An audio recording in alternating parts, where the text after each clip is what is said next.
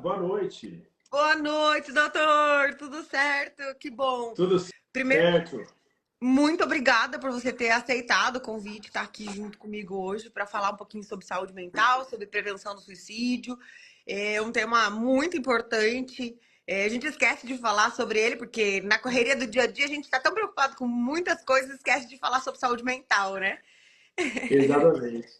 Não, mas E para mim é uma honra também estar aqui com você. Agradecer o convite. Temos pessoas que nos ligaram, né? que bom. Agradecê-los também. E são pessoas muito gentis, muito bacanas. Ó, Márcia Góes, minha mãe, acabou de entrar Que aí também legal. para participar com a gente. Inclusive, eu acabei de ver uma pessoa falando aqui que você está transformando a vida dela. Ah, E por mais que ah, isso pareça um pouco clichê, quando a gente faz consultas, mentorias, palestras, as pessoas vêm falar do nosso trabalho, é um negócio impressionante quando a gente vê a evolução, de fato transforma a vida das pessoas, né? Quando você fala sobre a saúde mental, quando você olha para a vida dela com uma visão diferente e ficou um pouco, vamos falar assim, é até um pouco jogada de marketing falar que transforma vidas. Mas a gente nem começou com marketing, a gente começou transformando vidas depois que veio o marketing. o marketing veio muito depois. É, eu É só queria deixar sobre isso. registrado porque eu vi a mensagem aqui para você, achei muito legal. Ah, obrigada. E nós temos a honra de ter um médico psiquiatra, o Dr. Flávio. Ele mora em São José dos Campos. Hoje trabalha só aí, doutor, em São José, ou faz atendimento online? Como é que é? Então, presencial eu estou em São José aqui, esse aqui é o meu consultório, minha clínica atual. E depois da pandemia, hoje eu sou um psiquiatra do mundo inteiro, porque eu atendo pessoas no Brasil e fora do Brasil também, no formato online. Então, isso é muito legal também o que a gente tem hoje. Então, eu tô aí, né? Tô no mundo inteiro hoje desse jeito. Que maravilha. É, A gente vai bater um papo, vou fazer algumas perguntas, mas eu gostaria que você pudesse contribuir conforme você acredita que as pessoas possam ouvir, entender, enfim, acho que vai ser Bora. muito, muito, muito legal a tua contribuição, a nossa participação aqui. Bom, doutor, a gente está falando de saúde mental e eu, antes de começar esse projeto para falar sobre Setembro Amarelo, eu pesquisei um monte e eu tô o tempo todo buscando dados. E um dado assim, me deixou muito preocupada, me deixou bastante atenta até. No ano de 2023, a gente teve cerca de 14 mil suicídios. Só no Brasil. E só no Brasil. Só no Brasil. E a cada 40 segundos, uma pessoa tira a própria vida.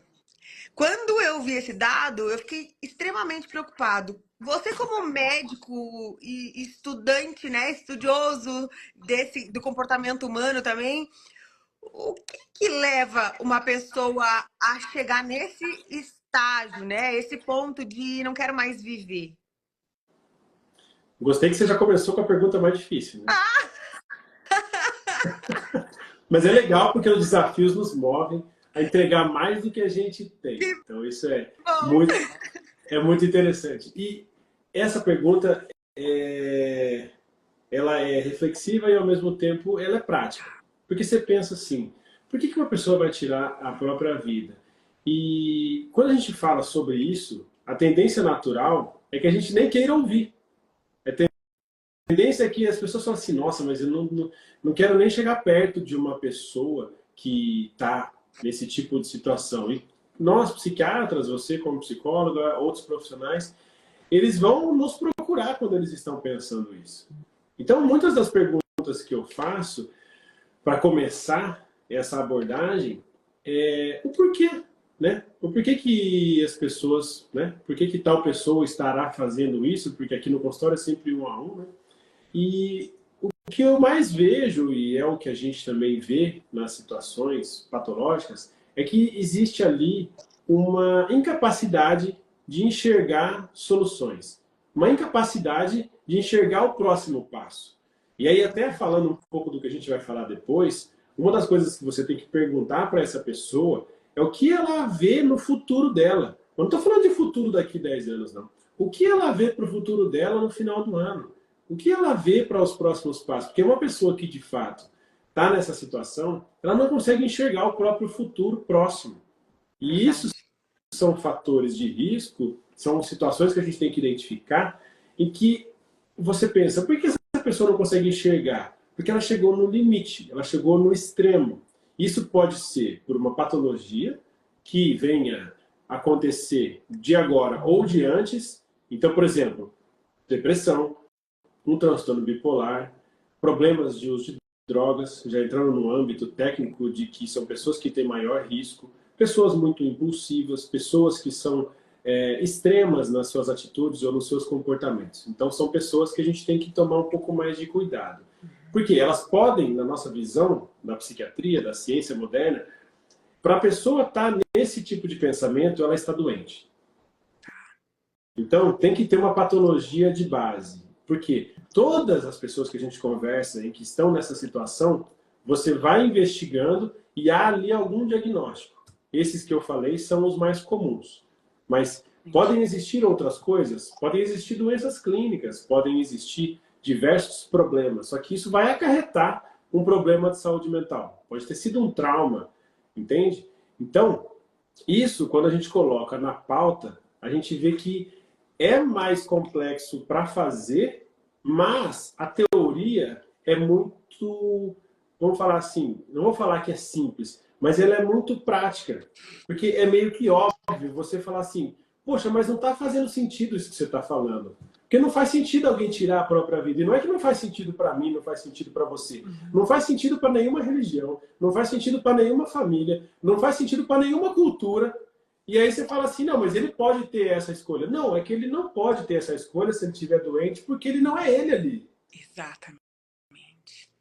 Faz todo sentido quando fala nessa de uma forma muito mais humana, né? Porque é o ser humano que está do outro lado em sofrimento. E esse sofrimento traz uma patologia, uma doença mental, tá atrapalhando a vida. Não é a pessoa que está no comando das próprias As atitudes. suas funções psíquicas estão alteradas por conta de uma patologia, dentre essas todas que eu falei. E olha que interessante, porque as pessoas muitas vezes elas não veem a evolução. O que é para nós a evolução? A evolução é o próximo passo, é o dia seguinte, é o próximo capítulo, é esse futuro próximo. Para nós, isso é uma evolução. Não necessariamente a evolução é só para melhoria, tá? A evolução pode ser para pior, pode ser para melhor, e a gente vai acompanhando. E o que eu quis dizer com isso? O que a gente vê quando eu falei de transformação é que quando você conversa com uma pessoa que está aqui na minha frente, no meu consultório, querendo tirar a própria vida, e daqui um mês, 2 meses que ela fala, nossa, Flávio, muito obrigado, eu nem sei como é que eu pensei aquilo. E aí você salva uma vida, você transforma uma vida, e aí você explica para aquela pessoa que ela estava doente, porque ela não sabia nem que ela estava doente. Uma vez eu fiz um post lá no começo do Instagram, acho que 2022, que era dia do psiquiatra. Que quando você não tem muito o que postar, você fica postando esses negócios, dia do psiquiatra. E aí eu fiz um texto assim reflexivo e eu coloquei: ser psiquiatra é ajudar as pessoas mesmo sem elas saberem que elas estão precisando de ajuda. E é isso. É E isso. Porque às foi um vezes a pessoa não negócio tem muito. consciência. É, porque ela não tem consciência, mas você tem que ter tanta consciência que você tem que falar: cara, calma aí, que eu vou te falar um negócio, você vai acreditar em mim, eu vou te explicar, e depois você entende mais, entendeu?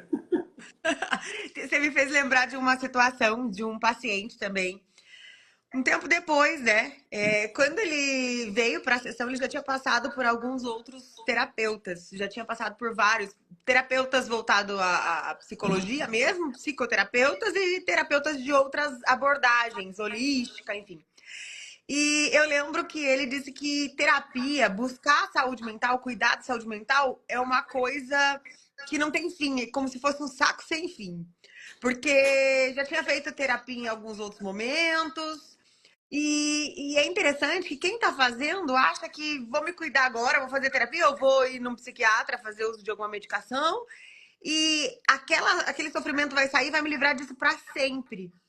E aí, depois de um tempo de processo, o paciente já estava recebendo alta. Ela falou assim: Luana, agora eu tô precisando pensar quando vai ser a próxima recorrência, porque eu não quero parar com a terapia, eu quero continuar o processo. A gente está falando de um caso que deu resultado, mas existem muitos casos que nem percebem o quanto a doença emocional mesmo, a patologia em si, ela se torna recorrente quando não tratada de forma adequada, né, doutor? Sim. Isso acontece também na área da psiquiatria? Como é que funciona?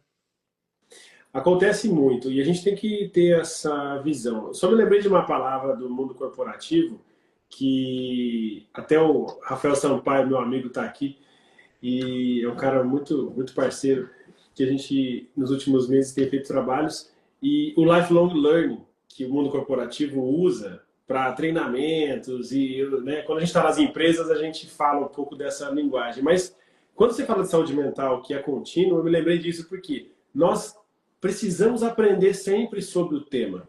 Então, a empresa nos contrata para uma palestra, as pessoas vêm no consultório, a gente faz mentoria, faz grupos terapêuticos, grupos de acompanhamento, fazemos lives.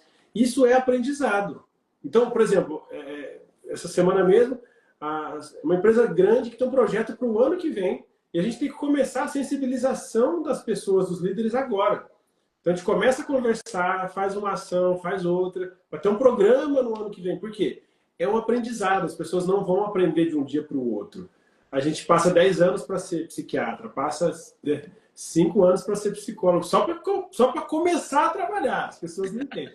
Para começar a trabalhar, entendeu? Então, assim, e quando você trabalha mais 10 anos, cara, olha o tanto de coisa que a gente aprende, olha a bagagem. Então, o que é que eu estou querendo dizer? A gente precisa, sim... Ah, e detalhe, na medicina, nas faculdades, a gente sempre tem que aprender de maneira contínua. Sempre em congressos, cursos e atualizações terapêuticas, a gente tem várias coisas. Então, o que eu estou querendo dizer?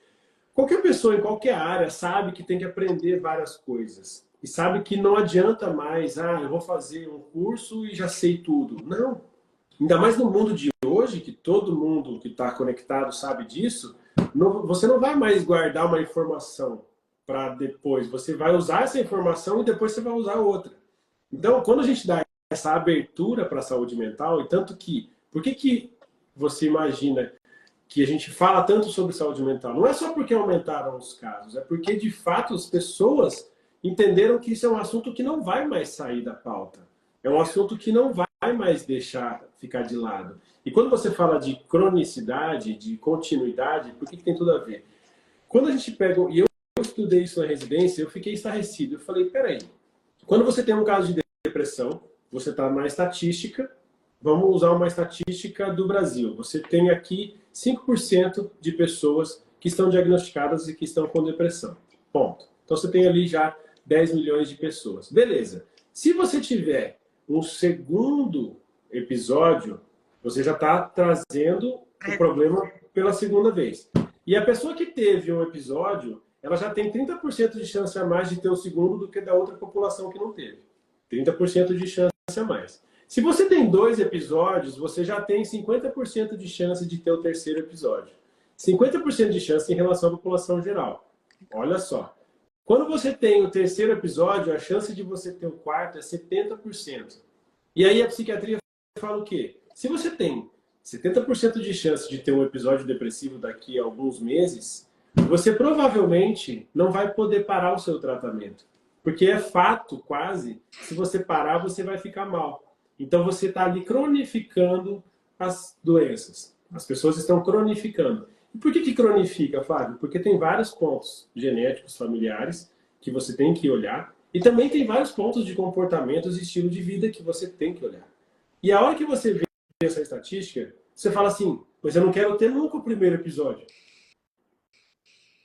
Não é isso que veio na cabeça? Foi isso que veio na minha cabeça. Melhor eu não ter o primeiro episódio. E aí, como psiquiatra, ao invés de eu ficar esperando as pessoas tratar a depressão dentro do consultório, eu falei assim, não, mas eu tenho que avisar essas pessoas antes de ter o primeiro episódio. Por isso que eu fui começar a fazer exposições, palestras. Porque se eu esperar o cara doente aqui, ele já vai ter tido o primeiro.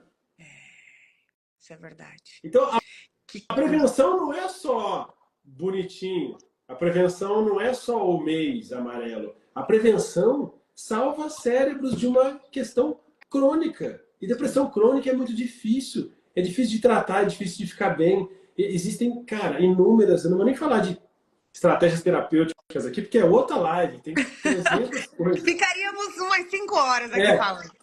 então assim, vamos tentar não ter o problema, porque, cara, é muito complexo de tratar. Saúde mental não é fácil, mas tem que ser acessível. Esse é o ponto. Eu faço sempre uma analogia. Você todos os dias sente fome. Todos os dias. A gente pode comer hoje e amanhã eu vou sentir fome. Saúde mental é a mesma necessidade. Eu diria que é uma necessidade básica humana. Porque nós temos necessidades básicas de ir no banheiro, de se alimentar, o nosso corpo pede exercício. Todos os dias a gente tem necessidades importantes a ser cumpridas na nossa vida para nossa sobrevivência. A saúde mental não foge disso. Se você não cuidar diariamente, não ter um cuidado diário sobre os seus pensamentos, a forma que você se comporta, a forma que você. Né, enfim, o pensamento vai destruindo a tua vida e você acaba entrando para a estatística. Exatamente. E olha que interessante, uma coisa que o pessoal gosta é a inteligência emocional, né? Sim, muito. Ela adora. Mas também, nossa, tem de monte de gente falando Tá disso aí. rodo. A Rony. E sabe o que eu falo? A gente não tem que ser contra ninguém. A gente tem que explicar o que está acontecendo e o que está se falando. Essa é a nossa função enquanto profissionais da informação. E como você falou da rotina, eu achei legal trazer esse assunto. A rotina é o que você está ali. Você está vivendo ela. Você está sentindo, você está sentindo bem, sentindo mal, sentindo sintomas, sentindo sinais clínicos. E quando a gente que estuda esse tema olha, a gente já sabe, as pessoas não vão saber. Então vamos entender que as pessoas não vão saber. E eu não posso achar ruim que elas não saibam, eu tenho que ensiná-las o básico para elas poderem buscar algumas coisas, que é o que a gente está fazendo aqui. E aí, o que é minimamente uma inteligência emocional? É uma percepção real daquilo que você está sentindo, das suas emoções. Então, se você não está muito bem, você tem que saber minimamente se você primeiro está bem ou não. Quantas pessoas eu já vi falar, eu estou bem, mas eu nem sei se eu estou bem. Eu estou mal, mas eu não sei o que é que eu estou sentindo, o que está acontecendo. E quando você acompanha, você pergunta da rotina, que eu acho que para mim essa é a essência do nosso trabalho, a pessoa ela começa a descobrir, ela fala, nossa, é verdade, isso repetiu, é a mesma situação. Então, quando a pessoa começa a ter a percepção, isso é o que você falou, é saúde mental igual a fome que você tem. É a fome que você tem de buscar um alimento, é a vontade que você tem que ter de aprender sobre as suas situações emocionais. Pô, será que e todo dia você está feliz? Não, ninguém está feliz todo dia. Hoje eu estou mais feliz, hoje eu estou mais triste. Cara, hoje eu estou meio mal. Cara, hoje eu estou estressado, eu tenho 300 coisas para fazer. Aprenda que não vai ser um dia igual ao outro. Você tem que aprender que eles serão diferentes, mas você tem que aprender que, na maioria deles, tem que ser satisfatório, pelo menos. Não dá para você viver sempre mal, porque daí você pode, inclusive, estar com sinais de uma doença. Perfeita explicação, perfeita. Eu vou entrar numa outra temática que é bem polêmica, muito polêmica, inclusive, que é o uso abusivo das medicações. Esse tema é bom. Eu vejo muito, assim, com muita frequência, pessoas acreditando muitas vezes que só o remédio basta, né? Até falo, o remédio ele remedia, ele não trata 100%, ele faz parte de um processo todo que precisa ser visto, né? Um acompanhamento, enfim.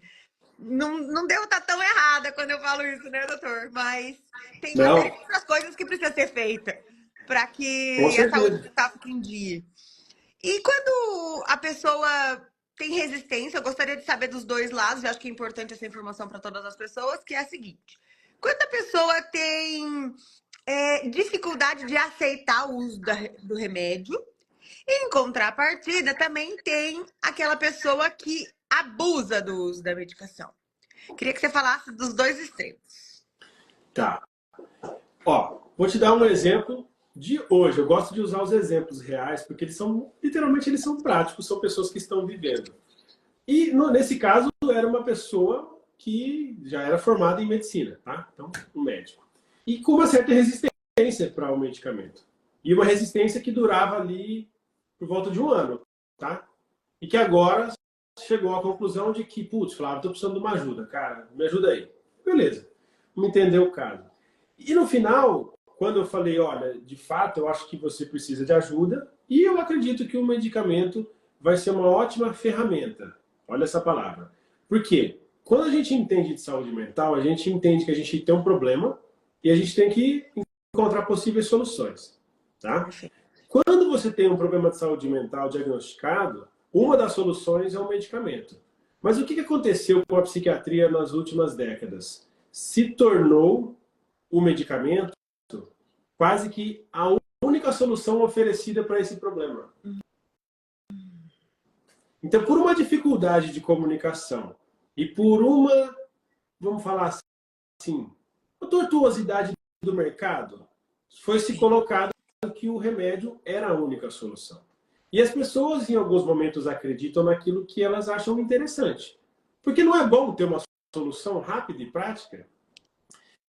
Perfeito. E aí, quando você joga isso na população geral, você pode ver tudo acontecer. Você pode ver pessoas que chegam na resistência que, tipo assim, cara, eu ouvi dizer que esse negócio é muito perigoso, cara. Ou você chega naquelas pessoas que falam assim, cara, esse negócio aí foi bom, eu fui tomando tanto que agora eu acho que eu me perdi. Chegou nos dois extremos que você falou. E aqui chega de tudo. Pode ficar tranquilo. Imagino. E nesse meio termo, nesse equilíbrio, eu digo, sabe o que eu digo hoje? Que eu vendo equilíbrio. Porque o equilíbrio, ele vem através da informação, da conexão e das coisas que a gente precisa falar para as pessoas.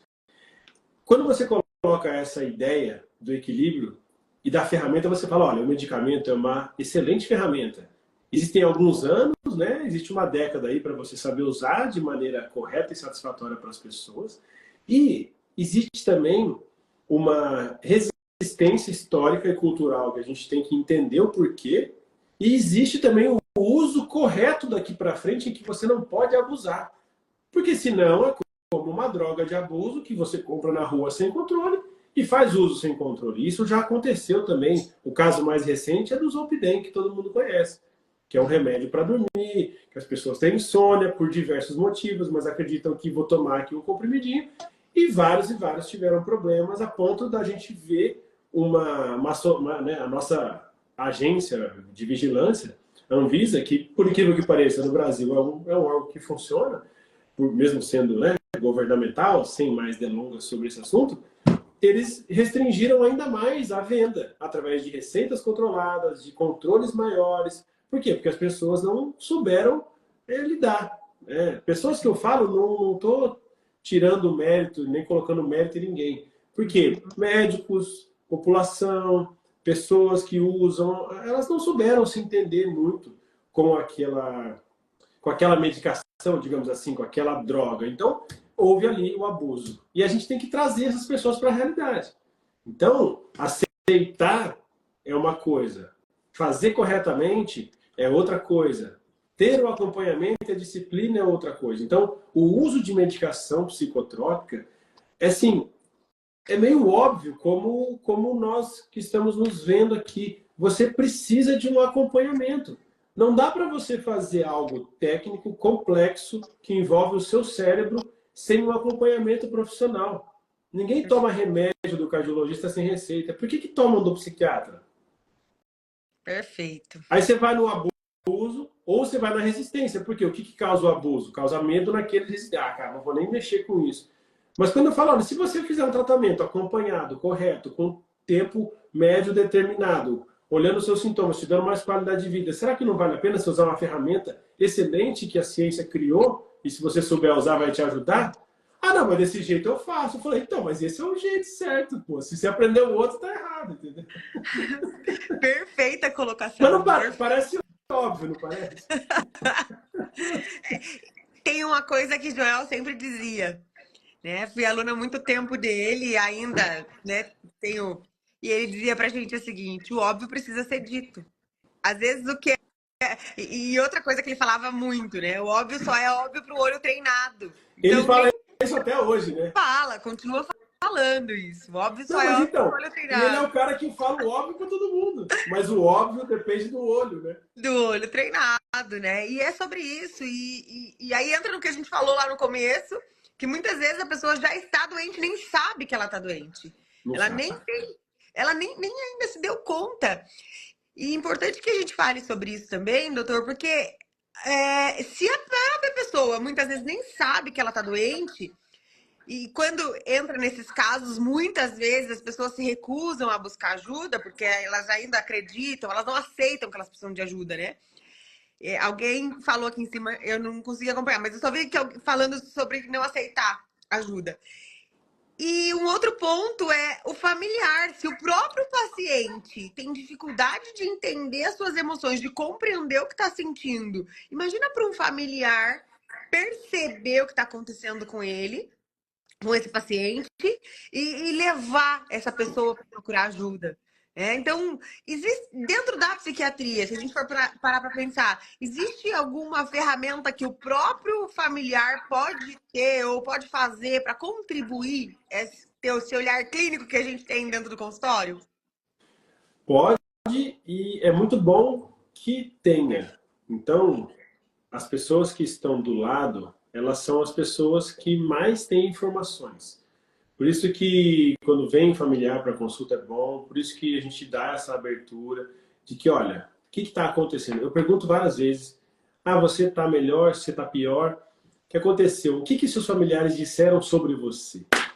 Então, os familiares sabem das pessoas muito mais do que nós, profissionais. E quando eles entendem o engajamento, e o que eu estou falando aqui, né? Você já me conhece por outras pessoas e eles sabem que eu sou muito transparente. Eu falo o que eu falo aqui na consulta e as pessoas precisam aprender exatamente isso. E falando de um tema sobre doenças graves, falando sobre suicídio, vamos dar alguns exemplos aqui. As pessoas vão ver o outro, né? Como que o familiar vai ver quem está doente? Vai ver, às vezes, essa pessoa reclamando mais do que é o natural. Não estou falando de reclamação de dia a dia, estou falando de que está tudo muito ruim, que a pessoa está muito esgotada, que a pessoa está muito cansada, que está exausta, que não consegue fazer mais nada. E começa a aparecer o problema de produtividade, ele começa a aparecer no resultado, em reclamações de trabalho, às vezes a pessoa não conseguir cumprir as suas obrigações que cumpria antes. Então você vai pescando sintomas depressivos, você vai pescando sintomas de exaustão, sintomas de estresse que podem levar a um desfecho pior. Então, que eu só estou complementando o que você disse, que é assim, como que essa pessoa vai descobrir? Ela vai descobrir que por um tempo, de um tempo para cá, as coisas não estão mais iguais. Eu tenho dois pontos fundamentais que são muito simples. A gente poderia falar horas e horas aqui de critérios técnicos, mas isso não engaja, as pessoas não vão entender. Agora, tem duas coisas que é muito simples de entender, que é tempo e intensidade. Eu falo isso em tudo quanto é lugar. O tempo é o seguinte, uma semana é pouco. Cara, 3 meses, 6 meses é mais ou menos. Um ano é muito. Mas muito do quê? Da intensidade do que está acontecendo. Mas tá dormindo muito mal? Não tá fazendo direito, tá perdendo muita coisa, tá perdendo muita hora, nunca consegue acordar, nunca consegue fazer, tá dando briga não sei aonde.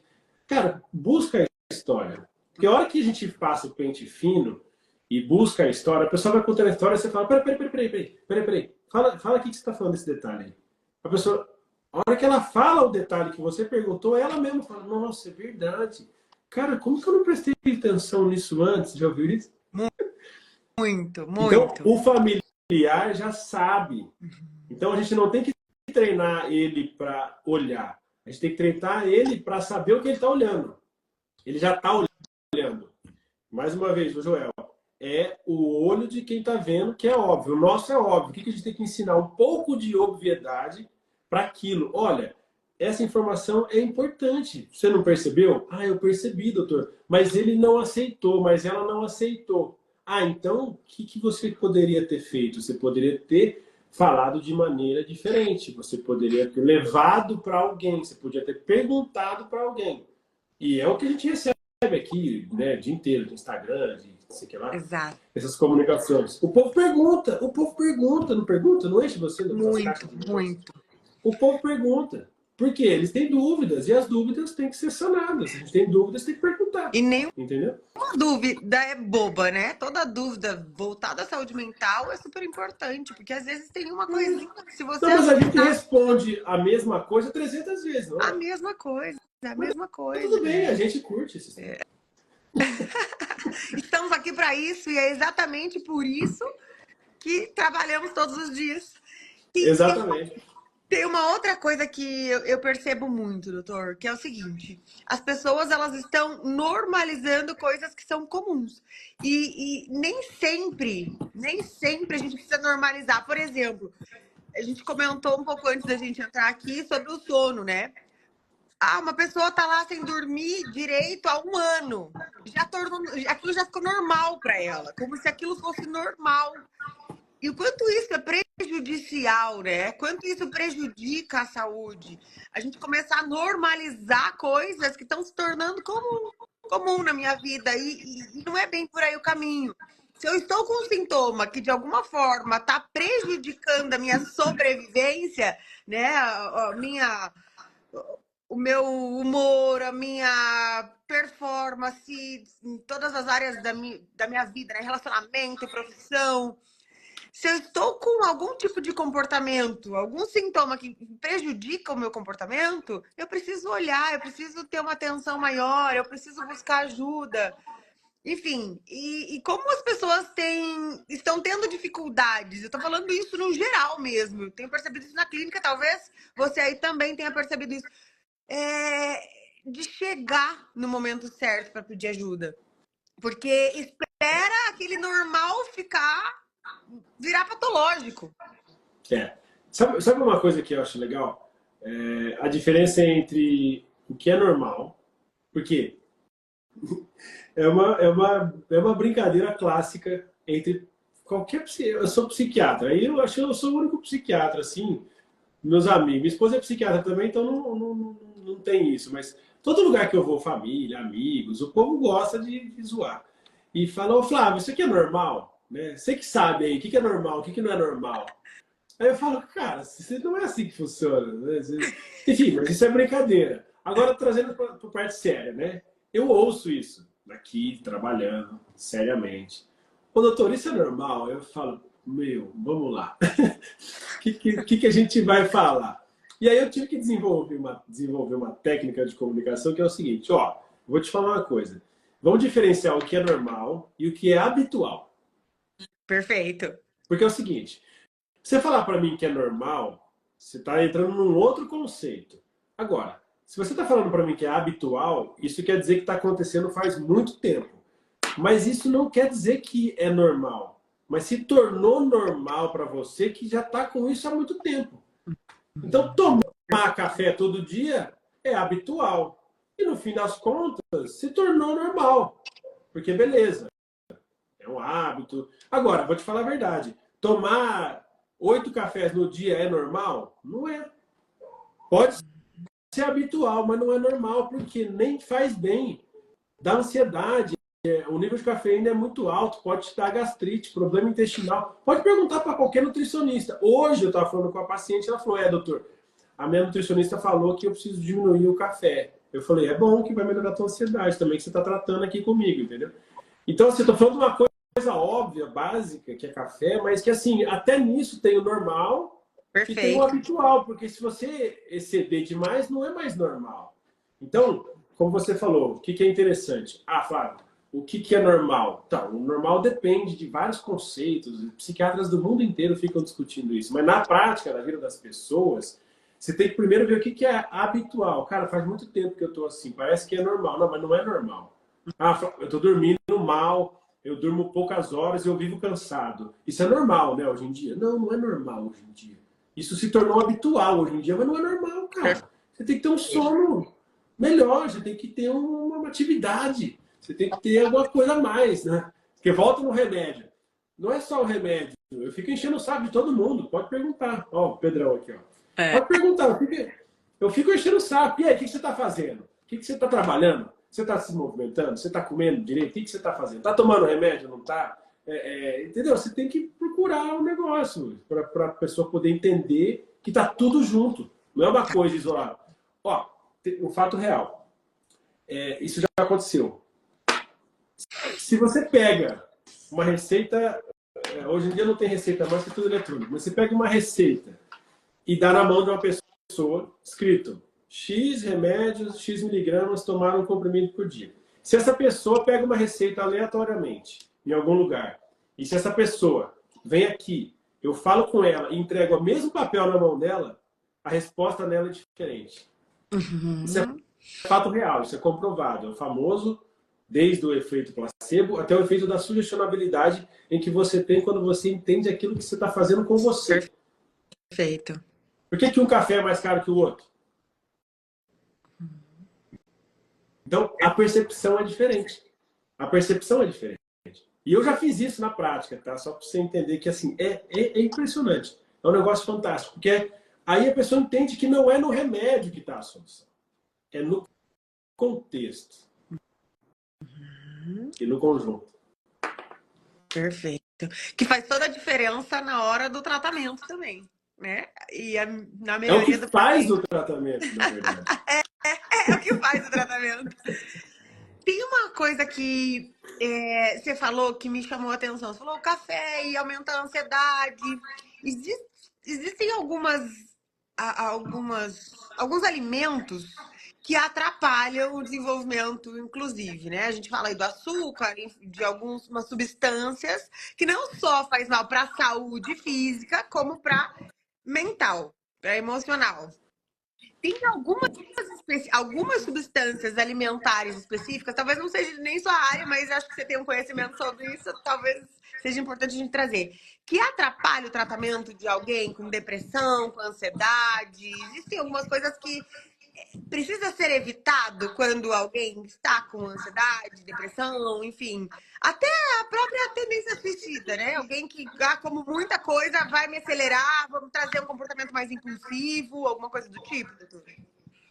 Olha, essas substâncias estimulantes, então a gente está falando de café, energético, termogênicos que o pessoal usa, pré-treino, até alguns hormônios. Isso tudo pode trazer mais pensamentos acelerados, isso pode trazer mais ansiedade, isso pode trazer também irritabilidade.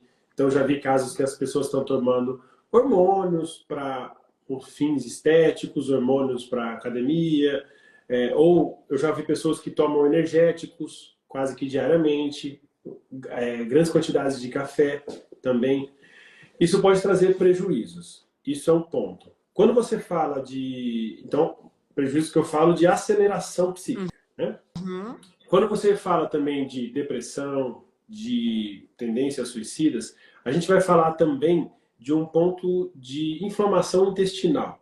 Por quê? A gente sabe que a nossa microbiota intestinal interfere na maneira em que a gente absorve determinadas substâncias e alimentos. Uhum. Então, existe uma ligação muito conhecida, que as pessoas já até sabem, que é a ligação, é o eixo, né? Intestino, cérebro e microbiota. Intestino e microbiota. Microbiota são as bactérias que vivem no intestino. E o cérebro, obviamente, é o cérebro. Então, todas as substâncias, todos os neurotransmissores, eles vão começar sendo absorvidos no intestino. E como você vai absorver depende das bactérias que você tem lá dentro. E as bactérias do seu intestino dependem dos alimentos que você come. E aí você vai para a área da nutrologia, que de fato não é a minha área, mas a gente tem que entender um pouco de cada coisa, que é o quê? Os alimentos que promovem o crescimento, a manutenção de bactérias boas, que a gente chama no intestino, vão ajudar a gente a absorver mais substâncias para fazer, por exemplo, serotonina, que é um hormônio, que é um neurotransmissor que ajuda no controle de ansiedade, ajuda nos sintomas depressivos. A gente vai produzir outros neurotransmissores também. E isso, quando você coloca na prática, o que são alimentos que atrapalham? São alimentos que geralmente causam mais inflamação, liberam mais radicais livres, que são os alimentos conhecidos. Então, as proteínas do leite, os açúcares, os alimentos multiprocessados, que não têm fibras, que não têm aspectos nutricionais vantajosos, que não têm vitaminas. Então, assim, o açúcar em grandes quantidades, ele é inflamatório. E essas inflamações, que podem começar no intestino, elas vão se espalhando não só como inflamação, né? Tem o problema da absorção e tem o problema dessa inflamação que vai circular no nosso corpo.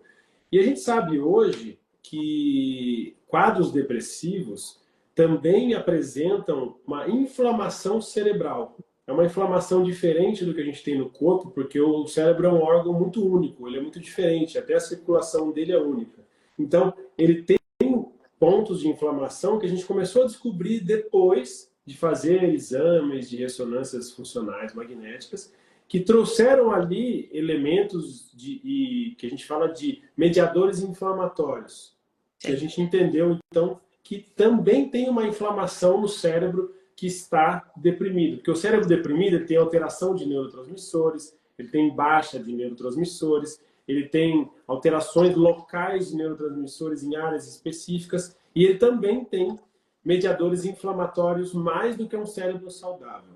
Então, quando você liga tudo isso, você pensa que menos inflamação vem através de um intestino menos inflamado, que vem através de alimentos que nos trazem ali uma microbiota mais adequada e que vão fazer toda essa, vamos falar assim, esse conjunto da obra. E aí, como eu digo, como a gente coloca isso na prática? Não precisa ser nenhum extremo, mais uma vez. Sabe os extremos? Você pode comer tudo isso ou pode comer nada tirar daquilo. tudo de uma vez.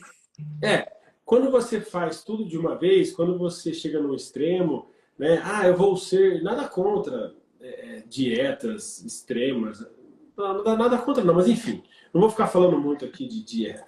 Não é muito a minha área. Mas beleza. Eu não acho que nada muito extremo é bom. Nada muito restritivo é bom.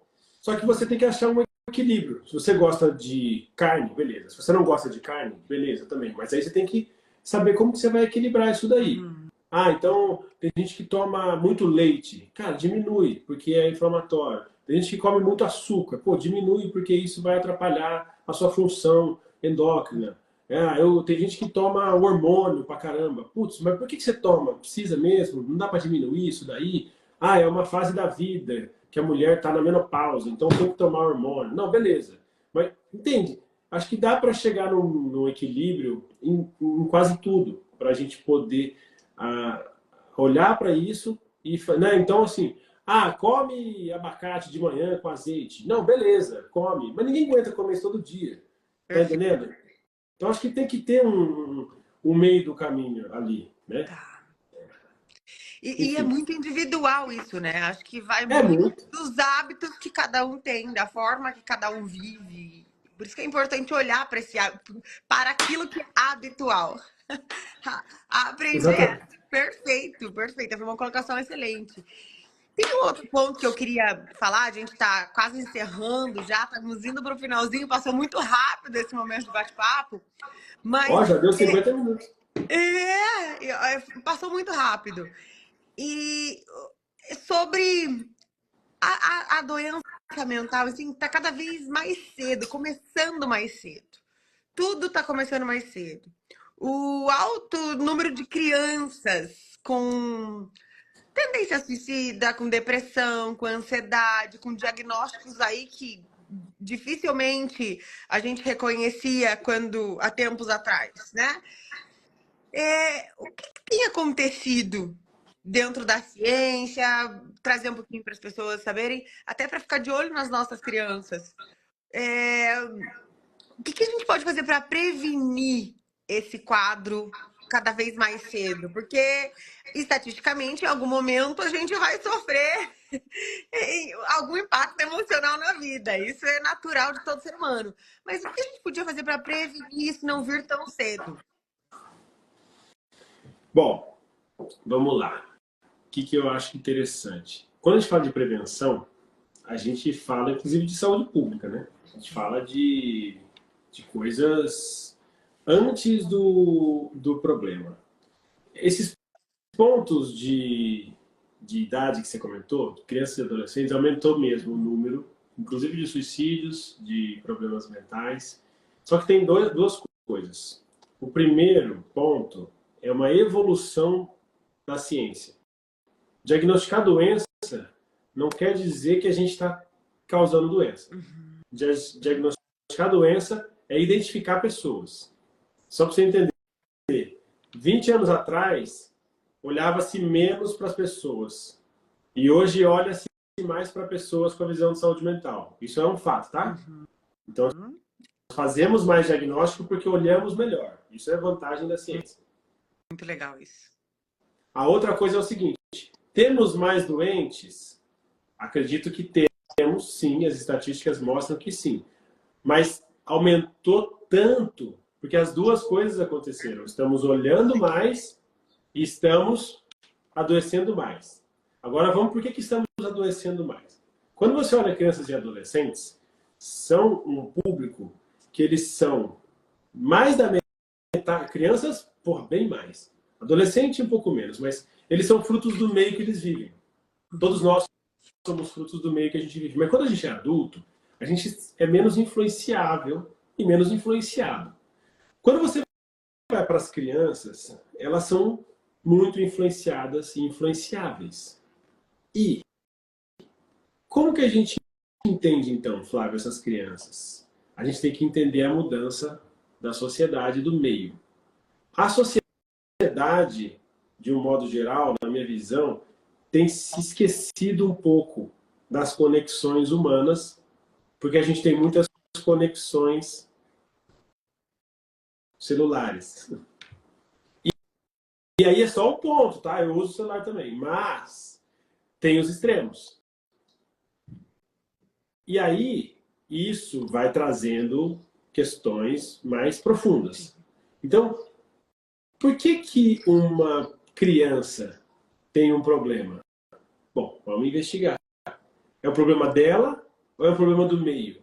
Só que na prática, o problema do meio é a família assumir a culpa. E isso raramente acontece. Então, de quem é a culpa? Da criança. Então, às vezes é injusto, tá? Colocar toda a carga na criança.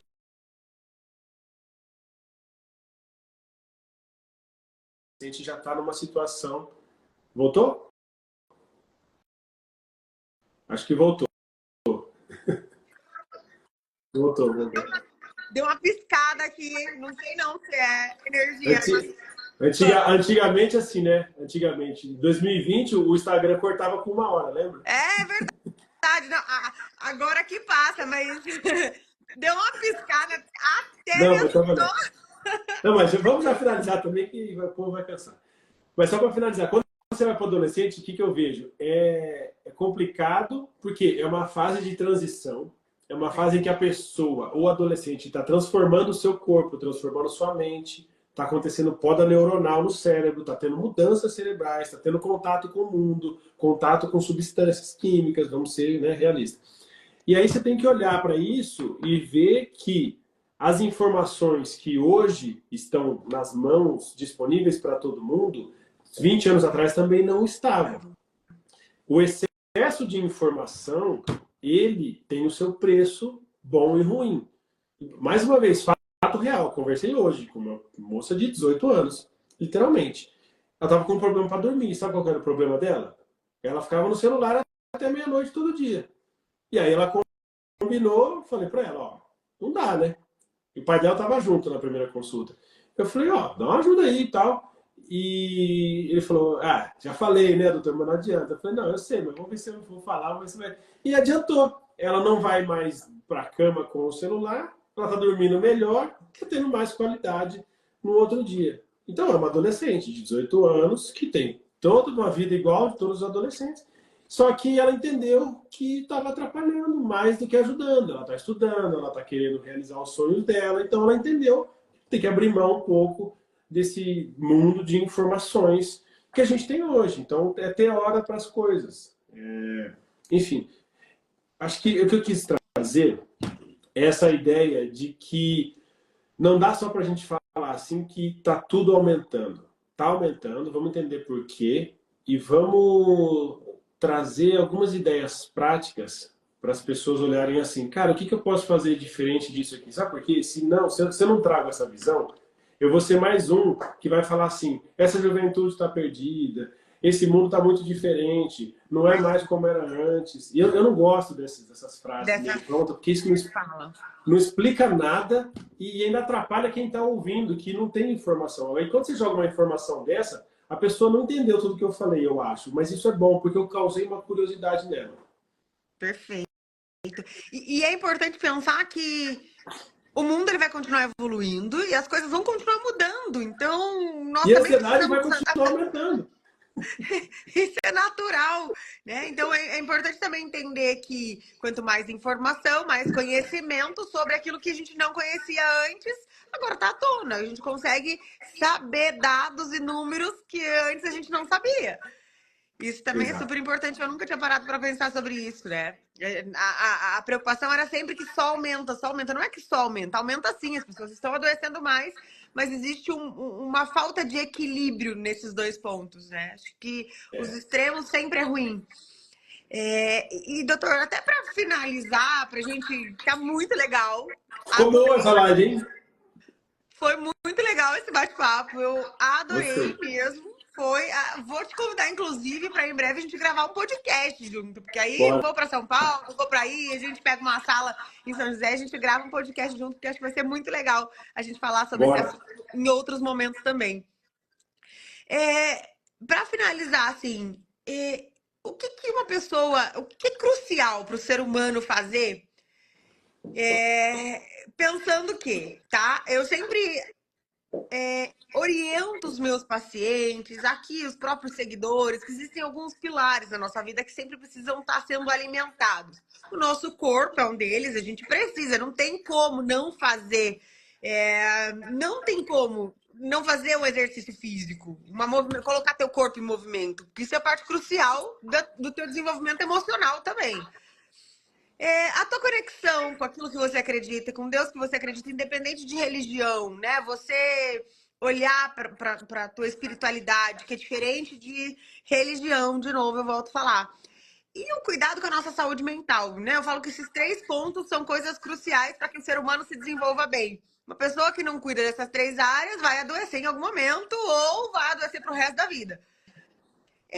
Mas, além desses pontos que a gente falou, e a gente falou muita coisa aqui, o que a gente precisa fazer que não pode deixar de fazer nenhum dia? Assim, não pode mesmo. Todos os dias isso é importante, porque vai te ajudar a prevenir. A gente falou muito de prevenção, né? Eu falo que saúde mental ainda existem os dois caminhos. Ou você chega pra gente para tratar algo, que já é muito mais grave, muito pior, ou você chega antes, vai buscar ajuda para prevenir e não ter nenhum tipo de doença, seja física, mental.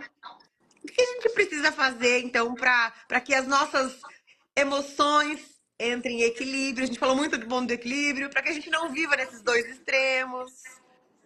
Fala aí. Olha, é interessante essa pergunta final, porque eu tenho uma peça decorativa aqui no meu consultório que acho que você consegue ler aí, não consegue? Consigo, tá? Consigo. Está escrito aqui, Você nunca perca você de vista. nunca perca você de vista. E essa peça decorativa ficava na minha casa, aí numa mudança de decoração, a gente entendeu bem esse conceito, e aí eu falei, deixa eu levar isso aqui para o consultório. E aí eu trouxe, e várias vezes eu deixo aqui, tá no meu alcance aqui. Quando a pessoa pergunta, quando ela quer saber algum fato sobre isso, né, uma pergunta mais reflexiva, e eu mostro isso aqui, eu falo, olha, nunca perca você de vista, porque quando você presta atenção nesses pilares, e você já falou muito bem, nem preciso repetir, esses pilares fundamentais que a gente tem na vida, que tem a ver com a sua espiritualidade, que tem a ver com o seu autocuidado, tem a ver com a sua saúde, tem a ver com a sua individualidade. E quando você está prestando atenção em você, você consegue ver e enxergar aquilo que a gente falou que é óbvio para nós, que se torne óbvio para as pessoas também. E não se perder de vista, no conceito amplo, para mim, é fazer com que a pessoa sempre olhe para ela, todos os dias, como você falou, né? O que a gente pode fazer todos os dias? A gente pode olhar para nós e falar, cara, tá quase tudo bem. Todo dia vai ter um problema, mas tá quase tudo bem, as coisas estão indo, porque quando você olha e fala, não, isso aqui tá muito mal, mas eu vou me acostumar porque é assim, isso é o começo do fim, né? Na nossa outra sala aqui da Bruna tem uma outra plaquinha que é não se acostume com aquilo que não te faz feliz. Então, a pessoa quando entra lá, aqui, ela entende que ela veio aqui por algum motivo, ela não vai sair daqui igual. E eu digo sempre, eu fiz faculdade de medicina, residência de psiquiatria, não tem como você sair diferente desses lugares, não tem como você ficar igual, passando por situações X, Y, Z. Então, preste atenção no que você está vivendo. Preste atenção naquilo que você está entregando. Preste atenção na tua vida. O que você está fazendo para você, para sua família, para os seus filhos. Então, acho que esses pilares, esse pilar fundamental de olhar, e olha que interessante, olhar para você, não se perder de vista, não é deixar de olhar para o outro, porque quanto mais você estiver bem, mais você vai olhar para o outro com carinho. Você foi levar o seu filho hoje no médico, porque você tem as suas prioridades e você está bem. É isso. E você cuidou dele melhor do que se você tivesse mal. Perfeito. Então, nunca percam vocês de vista. Meu Deus, isso é demais. Eu falo que é sobre isso, é sobre você não esquecer quem você é. Tem uma coisa que não dá para deixar de falar. Eu adoeci há um tempo, 3 anos, 4 anos atrás agora, eu sofri um AVC, eu tenho 33% do meu cérebro comprometido, exatamente porque eu me perdi de vista. Né? E eu acho que não é só doença física, mas qualquer tipo de problema vai gerar quando você esquece de quem você é. E a gente não dá para o outro aquilo que a gente não consegue ter aqui dentro, né? Então é importante que a gente se cuide se a gente quiser passar para o outro isso também. E uma outra coisa, doutor, para só internalizar o que você acabou de dizer, é que as pessoas estão confundindo egoísmo com prioridade. Quando você se coloca em primeiro lugar, você não é egoísta, ao contrário, você se torna muito mais humano para poder estender a mão, para poder olhar para o outro. Como é que você vai ajudar o outro se você nem se ajuda? Né? Cadê a tua integridade nisso tudo? Então, isso é importantíssimo. Meu Deus, que Exatamente. live deliciosa, que maravilha. Muito obrigada mais uma vez. Foi muito bom te ouvir. Foi muito bom conhecer um pouquinho da tua experiência. De novo, agradeço ao tio Pedro por ser seu paciente, a tia Leandra, que me apresentaram e acompanham o teu trabalho. Acho que isso é fantástico. Queria que você falasse como que as pessoas podem te encontrar, chegar até o Instagram. Todo mundo que está aqui, que é meu seguidor, corre lá para também acompanhar o Dr. Flávio. Mas como é que as pessoas podem chegar e preciso de uma consulta psiquiátrica? Preciso da ajuda. Como é que elas chegam até você? Ou outros produtos que você tiver?